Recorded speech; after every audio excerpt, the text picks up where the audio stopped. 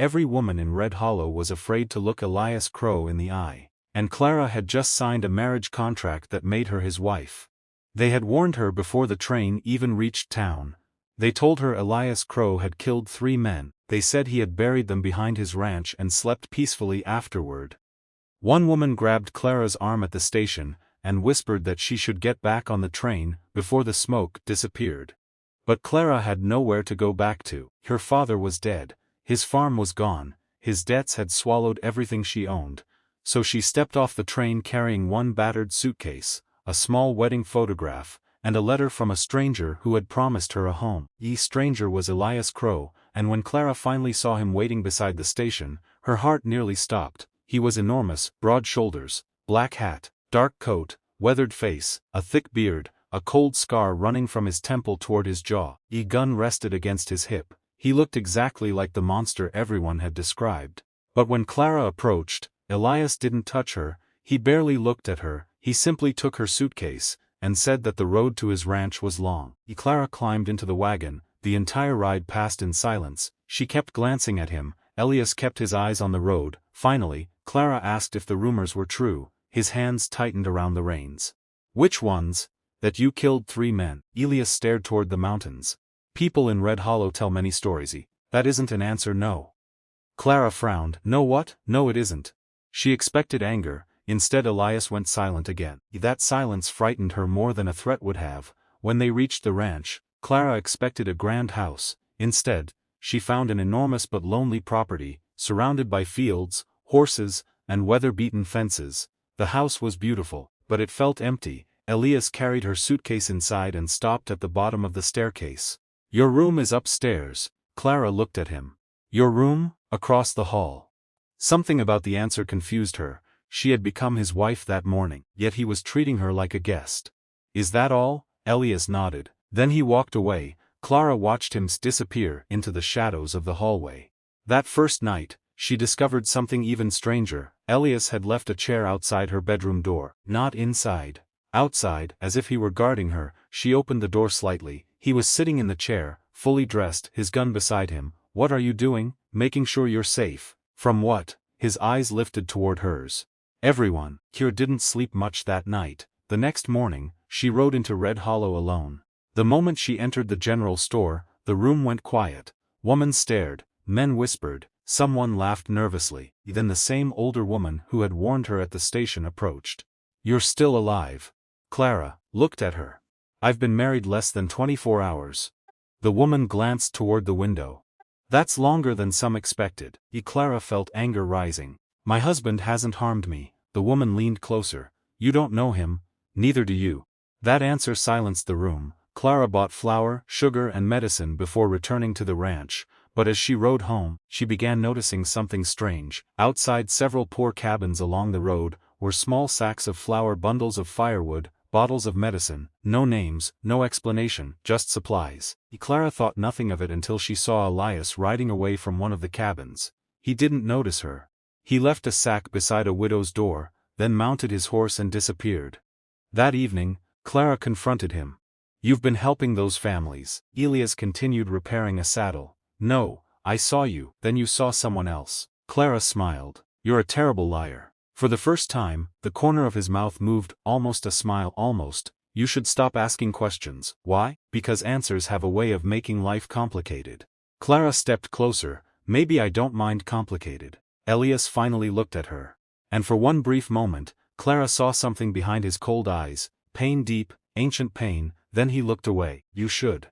Weeks passed. Their strange marriage slowly changed. Elias never demanded affection. He never raised his voice. He never came within 5 feet of Clara unless she invited him.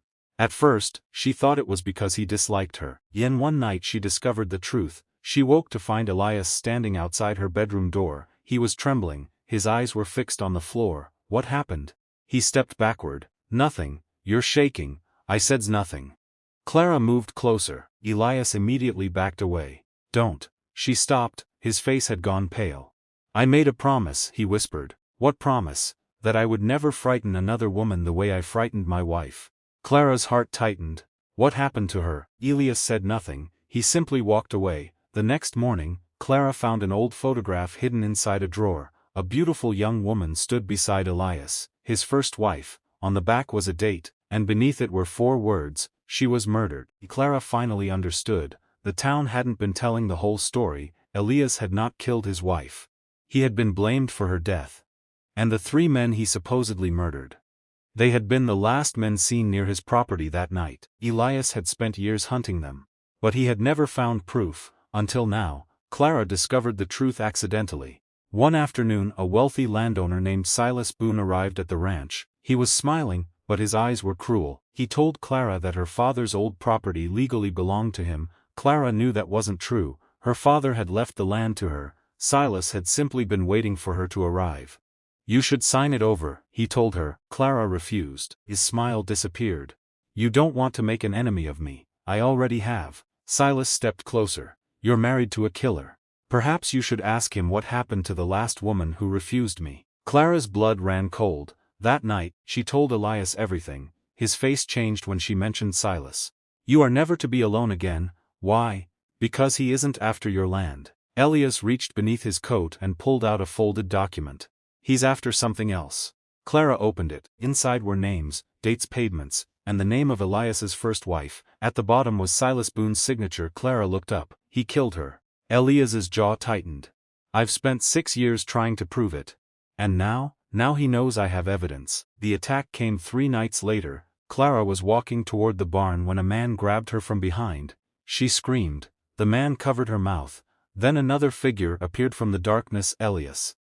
He moved faster than Clara had ever seen. He struck the first man to the ground. The second pulled a gun. A shot exploded through the night. Elias pushed Clara aside. The bullet tore through his shoulder. He didn't stop. Within seconds, both attackers were on the ground. Clara ran to him. Blood covered his coat. "You're hurt." Elias looked at her. "You're safe." "That doesn't matter." "It matters to me." He collapsed against her. Clara held him as tears filled her eyes. For the first time she realized the truth. This man everyone called a monster was willing to die without hesitation to protect her. At the ranch, Clara stayed beside him for days. She changed his bandages. She brought him water. She refused to leave. One night, Elias opened his eyes and found her asleep beside his bed. He whispered her name. Clara woke. "You're supposed to be resting." "So are you." She smiled. "I couldn't." "Why?" "Because I was afraid I'd lose you." Elias stared at her. "You shouldn't love a man like me." Clara reached for his hand. "I don't love the man they say you are." She squeezed his fingers. "I love the man I've seen." Elias looked away. His voice broke. "I don't know how to be loved." "Then we'll learn together." For the first time, he allowed himself to hold her hand. The final confrontation came 1 week later. Silas Boone arrived at the ranch with armed men. He demanded the evidence. Elias stepped onto the porch. Clara stood behind him. Silas laughed. "You really think a piece of paper will save you?" "No." Elias looked toward the road. "The truth will." Behind Silas, the sheriff and several townsmen appeared. Elias had sent for them. The documents were real. The signatures were real. And one of Silas's own men had finally confessed. Silas reached for his gun. Elias drew first. The entire ranch went silent. Silas raised his weapon. Elias had every reason to kill him. 6 years of anger, 6 years of nightmares, 6 years of being called a murderer, all of it stood between them. Silas smiled. "Go on, Crow. Prove them right." Elias's finger tightened against the trigger. Then he looked at Clara. She wasn't afraid of him. She was afraid for him. Elias slowly lowered his gun. "No." Silas stared. "You don't deserve mercy." Elias nodded. He stepped forward.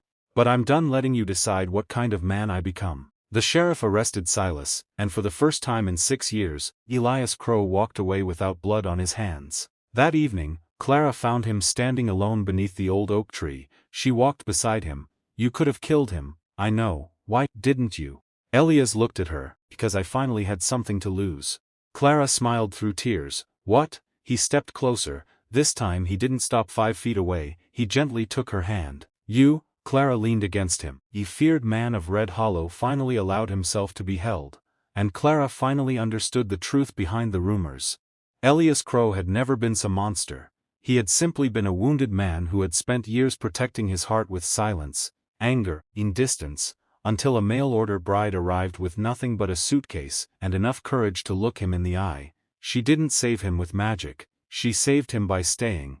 And he didn't love her because she became the perfect wife. He loved her because she saw the man beneath the scars, the man who secretly fed hungry families, the man who guarded her bedroom door every night, the man who feared hurting her more than he feared dying, the man who finally chose love over revenge. And from that day forward, Clara was no longer known as the mail-order bride who had married the most feared man in town. She became known as the only woman Elias Crow had ever loved. If this story touched your heart, like the video, share it with someone who believes that wounded people can still find love, and subscribe to Meaningful Last Chapters for more emotional stories of second chances, courage, and unforgettable love. And before you go, leave this in the comments: he love sees what fear cannot. Because sometimes the person everyone tells you to fear is the person who has been waiting his whole life for someone brave enough to see the truth. And sometimes, the most feared man in town doesn't need someone to tame him. He simply needs someone who believes there is still a heart beating underneath all those scars.